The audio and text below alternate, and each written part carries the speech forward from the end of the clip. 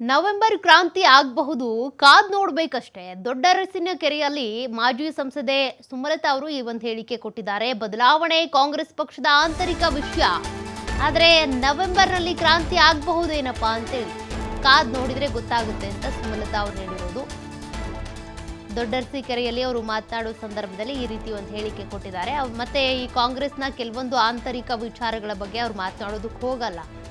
ಒಳಗೇನು ಗುದ್ದಾಟ ಆಗ್ತಾ ಇದೆ ಅನ್ನೋದು ನಮಗೆ ಮಾಹಿತಿ ಇಲ್ಲ. ಕ್ರಾಂತಿ ಆಗಬಹುದೇನೋ, ಕಾದ್ ನೋಡ್ಬೇಕಷ್ಟೇ ಅಂತೇಳಿ ಸುಮಲತಾ ಅವರು ಹೇಳಿಕೆ ಕೊಟ್ಟಿದ್ದಾರೆ.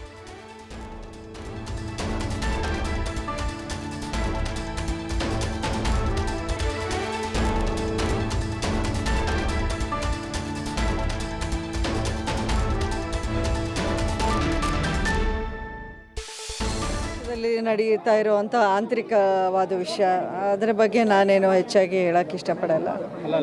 ರಾಜ್ಯದ ಅಭಿವೃದ್ಧಿ ಬಿಟ್ಟು ಕುರ್ಚಿ ಕದನ ನಡೀತದಲ್ಲ ಮೇಡಮ್, ರಾಜ್ಯದ ಅಭಿವೃದ್ಧಿ ಒಂದು 2 ವರ್ಷಗಳಿಂದಾನೇ ಒಂಥರ ಕುಂಠಿತಾನೆ, ಅದೇನೂ ನಡೀತಾ ಇಲ್ಲ.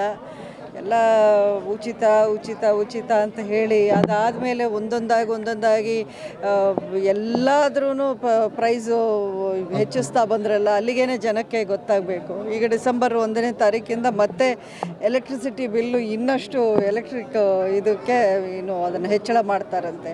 ಸೊ ಒಂದೊಂದಾಗಿ ನೋಡ್ಕೊಂಡು ಹೋಗ್ತಾ ಇದ್ರೆ ಅಭಿವೃದ್ಧಿ ಅನ್ನೋ ಒಂದು ವಿಷಯಕ್ಕೆ ಯಾರ ಕಡೆನೂ ಗಮನ ಕೊಡ್ತಾ ಇಲ್ಲ ಅನ್ನೋದು ಮಾತ್ರ ಜನಕ್ಕೆ ಸ್ಪಷ್ಟವಾಗಿ ಗೊತ್ತಾಗ್ತಾ ಇದೆ. ಅದನ್ನು ಹೇಳಿದ್ನಲ್ಲ, ಅದು ಅವ್ರ ಪಕ್ಷಕ್ಕೆ ಸಂಬಂಧಪಟ್ಟಿದ್ದ ವಿಷಯ. ಅವ್ರ ಆಂತರಿಕವಾಗಿ ಏನೇನು ನಡೀತಾ ಇದೆಯೋ ನಮಗೆ ಅದರ ಬಗ್ಗೆ ಮಾಹಿತಿ ಇಲ್ಲ.